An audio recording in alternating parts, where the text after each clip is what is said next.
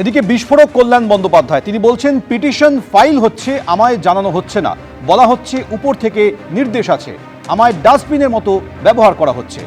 অভিষেকের ঔদ্ধত্য, খারাপ ব্যবহার সবকিছু ধ্বংস করেছে মন্তব্য করেন কল্যাণ বন্দ্যোপাধ্যায়।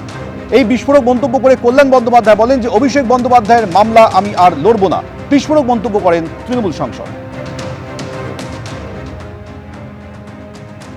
জজ সাহেব আমাকে বললো বুধবার দিন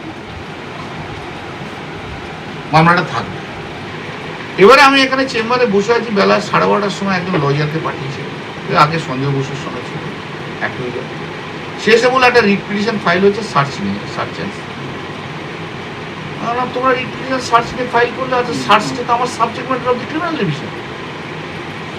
তো আগে সার্চ ইলিগাল কি লিগাল তার ভিত্তিতে তো জজ ওখানে অর্ডার দেবে, সে তো সাবজেক্ট ম্যাটার হয়ে গেল আমার, তো আমি ওখানে অ্যাফিডেভিট করছি, তোমরা একবার কেউ আমাকে জানালে না ফাইল করেছো, বলে না উপর থেকে ইনস্ট্রাকশন এসছে, কিন্তু তোমরা আমাকে দেওয়ার মামলা করো, কারণ তোমাদের যখন ডিফারেন্ট ওপিনিয়ন ডিফারেন্ট লোকের রয়েছে, তাহলে আমাকে করার দরকার নেই।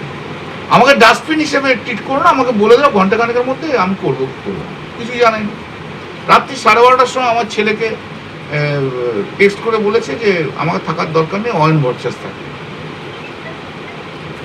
তো আমি মামলা ছেড়ে দিয়েছি।